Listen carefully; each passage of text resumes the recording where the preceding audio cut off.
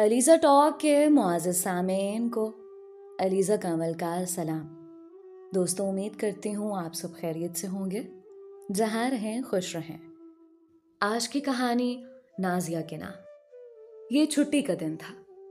نازیہ اپنے مکان کی چھت پر چند سہیلیوں کے ہمراہ گلی میں جھانک رہی تھی کہ اچانک وہاں سے گزرتے ہوئے ظفر کی نظر سامنے والے مکان کی چھت پر گئی اور نازیہ سے نگاہیں مل گئیں۔ اسے یوں محسوس ہوا جیسے وہ مدتوں سے ایک دوسرے کو جانتے ہوں۔ اس کی صورت دل پر ایسے نقش ہو گئی کہ ایک لمحے کو بھی وہ اسے فراموش نہ کر سکا۔ کافی دن سوچ بچار میں گزر گئے، مگر ملاقات کی کوئی صورت نہ نکل سکی۔ آخر ایک ترکیب سمجھ میں آئی۔ ظفر نے اپنے گھر کی ملازمہ سے کام لینے کے لیے پہلے اسے چرب زبانی سے شیشے میں اتارا، پھر مٹھی گرم کر کے خط لکھ کر دیا کہ یہ سامنے والے گھر جا کر نازیہ کو دے دینا۔ ملازمہ، جس کا نام بالی تھا، نازیہ کے گھر صفائی کا کام کرنے جاتی تھی۔ ظفر دھڑکتے دل کے ساتھ جواب کا منتظر تھا۔ وقت کسی طور کٹتا نہ تھا۔ پل پل کر کے دن گزارا۔ اگلے روز 10 بجے صبح بالی آتی دکھائی دی تو اس کا دل اچھل کر حلق میں آ گیا۔ اس کی مٹھی بند تھی جس میں رکا دبا ہوا تھا۔ جواب امید افزا ملا تو بالی کے ذریعے باقاعدہ دونوں میں خط و کتابت شروع ہو گئی۔ بالی کی ہتھیلی پر ہر بار چند روپے ضرور رکھنے پڑتے تھے۔ کافی دنوں تک یہ سلسلہ چلا، لیکن اب صرف خطوط سے تسلی نہ ہوتی تھی۔ ظفر کی بے چینی دو چند ہو گئی تھی۔ اب اس کا جی چاہتا تھا کہ نازیہ کو دیکھے، اس سے باتیں کرے۔ اس کی بے چینی اور اضطراب میں اضافہ ہوتا چلا گیا تھا۔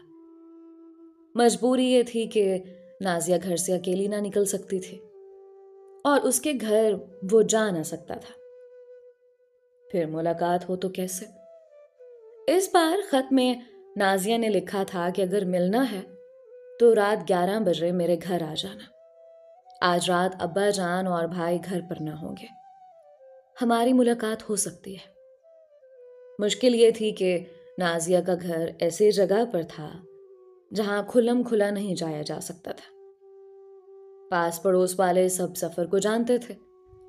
سب سے بڑا مسئلہ عزت کا تھا۔ بدنامی ایک بار ہو جائے پھر اس داغ کو دھویا جانا محال تھا۔ جوں جوں وقت ملاقات قریب آتا جا رہا تھا، پریشانی بڑھتی جا رہی تھی۔ ایک دوست سے مشورہ کیا تو اس نے کہا کہ اگر اس علاقے کی بجلی چلی جائے تو تم آسانی سے اندھیرے میں اپنی محبوبہ کے گھر جا سکتے ہو۔ ان دنوں لوڈ شیڈنگ زوروں پر تھے۔ خوش قسمتی سے رات کے ٹھیک 11 بجے سارا علاقہ تاریکی میں ڈوب گیا اور وہ ننھی منھی ٹارچ کی روشنی میں نازیہ کے گھر کی ڈیوڑی کے اندر داخل ہو گیا۔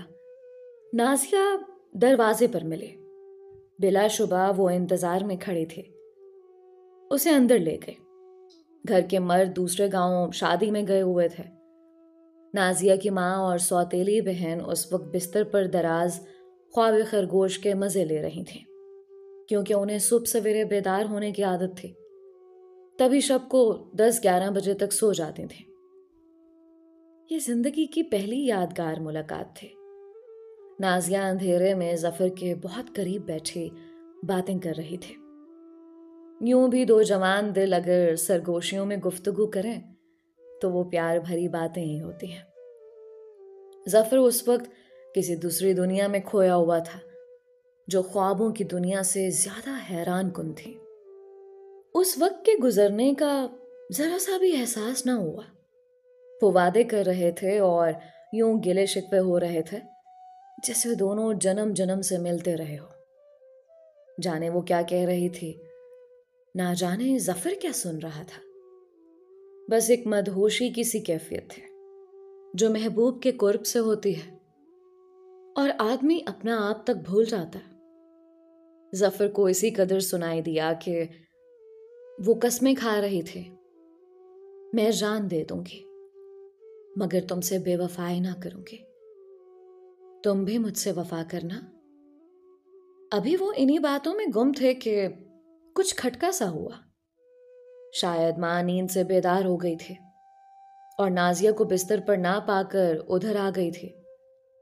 सरगोशियों पर उसके कान खड़े हो गए और वो दम साधे बैठक के दरवाजे के साथ लगकर खोज लगाने की सही करने लगे। जब माँ को यकीन हो गया कि बैठक में नाजिया तन्हा नहीं है, कोई दूसरा भी साथ है, तो उसने जल्दी से बाहर से बैठक के दरवाजे की बैरूनी कुंडी लगा दी। अब ये दोनों कैद हो गए और फरार का कोई रास्ता न रह गया। माँ सौतेली थे, पहले ही उसे बहुत खार रखते थे। आज तो बेचारी लड़की रंगे हाथों पकड़ी गई थी, इसलिए सौतेली बेटी से खार निकालने का इससे अच्छा और कौन सा मौका था। वो दरवाजे के बाहर चारपाई डालकर बैठ गई और धीमी आवाज में नाजिया को गालियां देनी शुरू कर दी। कहती थी कि आज मैं इन दोनों को जिंदा ना छोड़ूंगी। देखूं तो अंदर कौन मरदूद है और कैसे यहां से बचकर जाता है। आ लेने दो घर के मर्दों को, दिखाऊंगी दुनिया को इस लड़की के करतूत। रात के अंधेरे में क्या गुल खिलाती है ये। बाप भाई की इज्जत से खेलने की जुर्रत कैसे की इसने। अब सजा तो मिलेगी। ये रात के 2 बजे का वक्त था। सारी रात उन्होंने बैठक में बैठ कैद, गालियां और कोसने सुनते गुजारते। दोनों को अपनी मौत यकीनी नजर आ रही थी। बस नाजिया के बाप और भाई के आने की देर थी। मोहब्बत का नशा उतर चुका था और जिल्लत और रुसवाई और अजल सामने नजर आ रही थी। उस वक्त जान पर ऐसी बनी कि बयान करना मुश्किल है। अब दिन निकलने के आसार नजर आने लगे थे। नाजिया का दिल कांप जाता था। मां सगी होती तो शायद डांट डपट कर जफर को निकाल देती और बेटी का ऐब ढक लेती। यहां तो सौतेली मां जाने कब से मौके की ताक में थी कि लड़की की कमजोरी हाथ आए और शौहर को बदजन कर दे।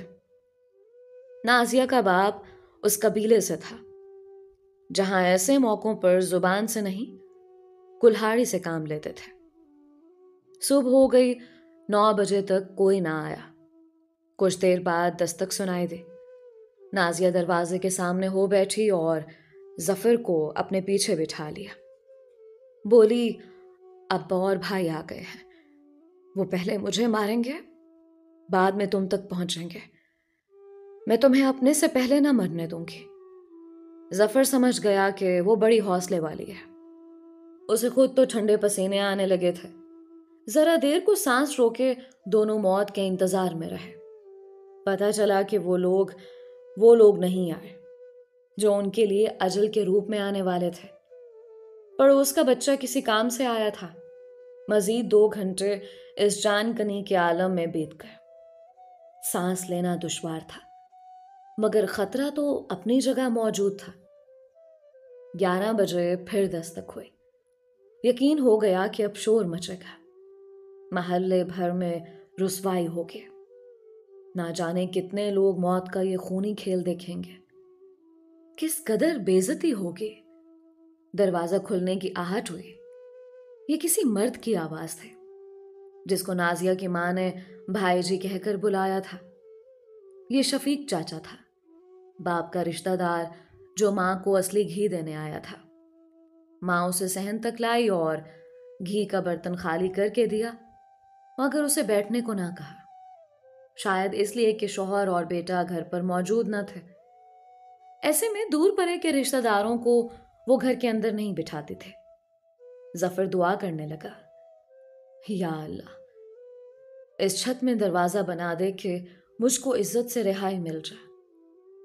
वो दिल है दिल में तो ये सब दुआएं कर रहा था कि आज रब्बुल इज्जत बचा ले तो कभी आइंदा ऐसी गलती ना करेगा। कतई उम्मीद ना थी इन हालात में इज्जत से रिहाई मिल जाते। मगर अल्लाह ताला बड़ा करीम है। बेशक वो अपने खताकार बंदों पर नजरे करम रखता है। उसने जफर की दुआएं सुन ली। उस वक्त जब माँ शफीक चाचा का घी का बर्तन खाली कर रही थी, نازیہ کی بہن کو موقع مل گیا. اس کو ان کے حال پر ترس آ گیا، یا شاید گھر میں خون خرابہ دیکھنے کا حوصلہ اس میں نہ تھا. وہ جلدی سے بیٹھک کی جانب لپکی اور بیرونی کنجی کھول کر بولی، فوراً نکل کر بھاگو، اس سے پہلے کہ ماں ادھر آ جائے. موقع ملنے کی دیر تھی. ظفر چھپاک سے ڈیوڑی میں تھا. اللہ کا لاکھ لاکھ شکر ادا کیا کہ عزت کے ساتھ جان پہ بچ گئی تھے. گھر آ کر اس نے شکرانے کے نوافل ادا کیے. کسی نے اسے دیکھا نہ تھا. گلی بھی سنسان تھی، وہاں کوئی موجود نہ تھا. ظفر کو تو جیسے نئی زندگی مل گئی تھی. مگر ماں نے نازیہ کو نہ بخشا. جب شوہر اور بیٹا آئے تو اس نے شکایت لگائی کہ یہ بیٹھک میں جانے کس کے ساتھ بات کر رہے تھے. بس پھر کیا تھا، نازیہ کو اتنی مار پڑی کہ وہ چارپائی پر پڑی رہ گئی. باپ اور بھائی پوچھ پوچھ کر تھک گئے کہ وہ کون شخص تھا جو رات کی تاریکی میں اسے ملنے آیا تھا. وہ بس یہی کہتے رہے، کوئی نہ تھا. ماں کو غلط فہمی ہوئی ہے. ماں نے اپنی بیٹی کا نام نہ لیا کہ کنڈی اس نے کھولی ہے. اگر یہ بھی بتا دیتی تو یقیناً باپ اور بھائی یہی سمجھتے کہ وہ بھی بڑی بہن سے ملی ہوئی ہے. سچ ہے، عورت وفا کرنے پر آئے تو اپنی جان کی پرواہ بھی نہیں کرتے. ظفر کے سر سے عشق کا بھوت اس کوٹھڑی میں چند گھنٹے بند رہنے پر اتر گیا تھا. لیکن نازیہ، اس وفا کی دیوی نے جان دے دی، مگر اس کا نام لبوں پر نہ آیا. اگلے روز سارے گاؤں نے سن لیا کہ نازیہ کی فوت کی ہو گئی ہے. باپ اور بھائی کچھ قریبی عزیزوں کے ساتھ اس کو دفنانے جا رہے تھے. سارے گاؤں والے تعزیت کرنے لگے، مگر ظفر نہ گیا کہ وہ بیمار پڑ گیا تھا. دوستو، یہ تھی آج کی کہانی. امید کرتی ہوں اس کہانی سے نئی نسل کو بہت کچھ سیکھنے کا موقع ملا ہوگا. اپنی رائے کا اظہار کامنٹس میں ضرور کیا کریں. ملتے ہیں ایک اور نئی اور منفرد کہانی کے ساتھ. علیزہ کمل کو اپنی دعاؤں میں یاد رکھیں. آپ سب کے پیار اور سپورٹ کا بے حد شکریہ. آج کا اسپیشل تھینکس مس عائشہ کا، جن کا تعلق دبئی سے ہے، اور مسٹر عباد کا، جو کہ راولپنڈی پاکستان سے بلانگ کرتے ہیں. مجھے اجازت دیجیے. اللہ ہم سب کا حامی و ناصر رہے.